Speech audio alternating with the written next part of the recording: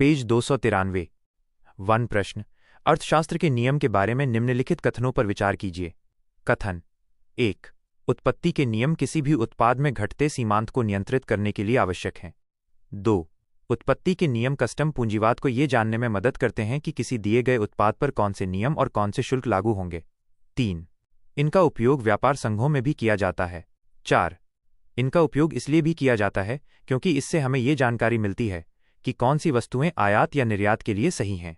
विकल्प ए केवल 1, 3 और 4, बी उपर्युक्त सभी, सी केवल 3 और 4, डी उपर्युक्त सभी। परीक्षा 69वीं बीपीएससी प्री 2023 उत्तर भी किया जाता है बी उपर्युक्त सभी। विवरण। ये विवरण बताता है कि उत्पादन के नियम ये तय करने में मदद करते हैं कि किस उत्पाद पर कौन से कर या शुल्क लगाए जाने चाहिए। यह व्यापार संघों को ये जानने में मदद करता है कि कौन से नियम और कानून किस उत्पाद पर लागू होंगे। यह एक व्यवसाय को ये जानने में भी मदद करता है कि किसी उत्पाद की मांग और लागत क्या है, और ये तय करने में मदद करता है कि कौन सा उत्पाद सबसे लाभदायक होगा। 2 प्रश्न। भारत को 2024-25 तक $5 ट्रिलियन की अर्थव्यवस्था बनने के लिए जीडीपी की विकास दर लगातार कितनी होनी चाहिए। विकल्प ए 8%, बी 7%, सी 6%, डी 9%। परीक्षा 65वीं बीपीएससी री एग्जाम प्री 2020 उत्तर डी 9%। विवरण। इस प्रश्न के अनुसार भारत को 2024-25 तक $5 ट्रिलियन की अर्थव्यवस्था बनने के लिए औसत वार्षिक जीडीपी विकास दर 9% की आवश्यकता है। 3 प्रश्न। भारत को एक विकासशील देश कहा जाता है, उसकी कारण। 1। नियोजित की आवश्यकता। 2। तीव्र गति से जनसंख्या में वृद्धि के कारण। 3। कृषि पर अधिक निर्भरता के कारण। 4। औद्योगिक उन्नति की मंद गति के कारण। विकल्प ए केवल 1, बी 1 और 2, सी 2 एवं 3, डी 2, 3 एवं 4। परीक्षा 40वीं बीपीएससी प्री 1995 उत्तर डी 2, 3 एवं 4। विवरण। भारत को विकासशील देश कहने का कारण उच्च जनसंख्या वृद्धि दर, कृषि पर अधिक निर्भरता और औद्योगिक विकास की धीमी गति है। 4 प्रश्न। भारत में आर्थिक विकास अवरुद्ध रहा है, मुख्यतः। विकल्प ए अनुत्पादक कृषि व्यवस्था के कारण, बी अनियमित औद्योगिकरण के कारण, सी पाश्चात्य सामाजिक अभिवृत्ति के कारण, डी उपर्युक्त सभी। परीक्षा 41वीं बीपीएससी प्री 1996 उत्तर डी उपर्युक्त सभी। विवरण। भारत में आर्थिक विकास अवरुद्ध होने के कारणों में अनुत्पादक कृषि, अनियमित औद्योगिकरण और पश्चिमी सामाजिक दृष्टिकोण शामिल हैं। 5 प्रश्न। यह सत्य होगा कि भारत को परिभाषित किया जाए। विकल्प ए एक खाद्य की कमी वाली अर्थव्यवस्था के रूप में, बी एक श्रम आधिक्य वाली अर्थव्यवस्था के रूप में, सी एक व्यापार आधिक्य वाली अर्थव्यवस्था के रूप में, डी एक पूंजी आधिक्य वाली अर्थव्यवस्था के रूप में। परीक्षा 48वीं टू 52वीं बीपीएससी प्री 2008 उत्तर बी एक श्रम आधिक्य वाली अर्थव्यवस्था के रूप में। विवरण। अपनी उच्च जनसंख्या के कारण भारत को श्रम आधिक्य वाली अर्थव्यवस्था के रूप में परिभाषित किया जाता है। 6 प्रश्न। विश्व बैंक के नवीनतम विकास प्रतिवेदन के अनुसार भारतीय अर्थव्यवस्था की स्थिति है। विकल्प ए दूसरी बड़ी अर्थव्यवस्था, बी तीसरी बड़ी अर्थव्यवस्था, सी पांचवी बड़ी अर्थव्यवस्था, डी चौथी बड़ी अर्थव्यवस्था। परीक्षा 48वीं टू 52वीं बीपीएससी प्री 2008 उत्तर डी चौथी बड़ी अर्थव्यवस्था। विवरण। दिसंबर 2022 में विश्व बैंक के नवीनतम आंकड़ों के अनुसार भारत पांचवी सबसे बड़ी अर्थव्यवस्था है, लेकिन प्रश्न 2008 में पूछा गया था जब भारत चौथी सबसे बड़ी अर्थव्यवस्था था। पेज 294। 7 प्रश्न। 1991 की नई आर्थिक नीति का लक्ष्य था। विकल्प ए उदारीकरण, बी निजीकरण, सी भूमंडलीकरण, डी इनमें से सभी। परीक्षा 42वीं बीपीएससी प्री 1997-98 उत्तर बायाटामिन डी इनमें से सभी। विवरण। 1991 की नई आर्थिक नीति, जिसे उदारीकरण, निजीकरण और भूमंडलीकरण के रूप में जाना जाता है, का उद्देश्य भारतीय अर्थव्यवस्था को खोलना था। 8 प्रश्न। भारत में आर्थिक सुधारों का जनक किसे कहा जाता है।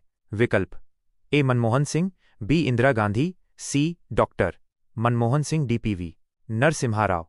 परीक्षा 47वीं बीपीएससी प्री 2005 उत्तर ए मनमोहन सिंह। विवरण। डॉक्टर मनमोहन सिंह को भारत में आर्थिक सुधारों का जनक माना जाता है क्योंकि उन्होंने 1991 में तत्कालीन प्रधानमंत्री पीवी नरसिम्हा राव के तहत वित्त मंत्री के रूप में महत्वपूर्ण आर्थिक सुधारों की शुरुआत की थी। 9 प्रश्न। कौन सा आर्थिक अधिसंरचना में नहीं आता है। विकल्प ए सड़कें, बी रेलवे, सी शिक्षा एवं स्वास्थ्य, डी बिजली। परीक्षा 40वीं बीपीएससी प्री 1994। उत्तर डेश सी शिक्षा एवं स्वास्थ्य। विवरण। आर्थिक अधीसंरचना में वे संरचनाएं शामिल हैं जो सीधे आर्थिक विकास को प्रभावित करती हैं, जैसे कि सड़कें, रेलवे और बिजली। शिक्षा और स्वास्थ्य सामाजिक अधीसंरचना का हिस्सा हैं जो आर्थिक विकास को परोक्ष रूप से प्रभावित करती हैं। 10 प्रश्न सामाजिक अधीसंरचना में शामिल नहीं किया गया है। विकल्प ईष्टू ए शिक्षा, बी स्वास्थ्य, सी आवास, डी दूरसंचार। परीक्षा 46वीं बीपीएससी प्री 2004। उत्तर डी दूरसंचार। विवरण। सामाजिक अधीसंरचना में शिक्षा, स्वास्थ्य और आवास शामिल हैं। दूरसंचार आर्थिक अधीसंरचना का एक हिस्सा है। 11 प्रश्न भारतीय अर्थव्यवस्था का संयुक्त क्षेत्र का अर्थ क्या है। विकल्प ए किसी उद्यम में सरकार का अंग 60% से अधिक है। बी कोई भी वस्तु सरकार तथा निजी दोनों से बनी हुई है। सी जब सरकार का अंग 60% से अधिक नहीं है। डी किसी उद्यम में सरकारी एवं निजी क्षेत्र दोनों ही का स्वामित्व सम्मिलित है। परीक्षा 40वीं बीपीएससी प्री 1995। उत्तर डी किसी उद्यम में सरकारी एवं निजी क्षेत्र दोनों ही का स्वामित्व सम्मिलित है। विवरण। संयुक्त क्षेत्र वह उद्यम होता है जिसमें सरकार और निजी क्षेत्र दोनों की साझेदारी होती है। इस व्यवस्था का उद्देश्य सरकारी और निजी क्षेत्र के संसाधनों को मिलाकर उद्यम को अधिक कुशल बनाना है। पेज 294 राष्ट्रीय आय। 1 प्रश्न संख्या 1 प्रश्न भारत में राष्ट्रीय आय का आंकड़ा डेटा निम्नलिखित में से कौन सा कार्यालय या संस्थान जारी करता है। विकल्प ए एनएसएसओ, बी नीति आयोग, सी केंद्रीय सांख्यिकीय कार्यालय, डी प्रधानमंत्री कार्यालय। परीक्षा 66वीं बीपीएससी री एग्जाम 2020। उत्तर ई उपर्युक्त में से कोई नहीं, बार उपर्युक्त में से एक से अधिक। विवरण। राष्ट्रीय सांख्यिकी कार्यालय एनएसओ भारत में सांख्यिकी गतिविधियों को संचालित करने वाला सबसे बड़ा संगठन है। इसमें सांख्यिकी और कार्यक्रम कार्यान्वयन मंत्रालय एमओएसपीआई के 2 पंख, केंद्रीय सांख्यिकी कार्यालय सीएसओ और राष्ट्रीय नमूना सर्वेक्षण कार्यालय एनएसएसओ शामिल हैं। ये राष्ट्रीय आय की गणना करने का काम करता है।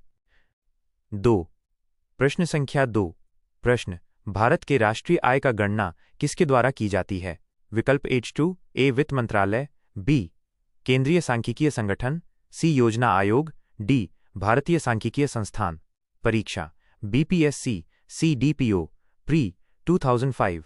उत्तर बी केंद्रीय सांख्यिकीय संगठन। विवरण।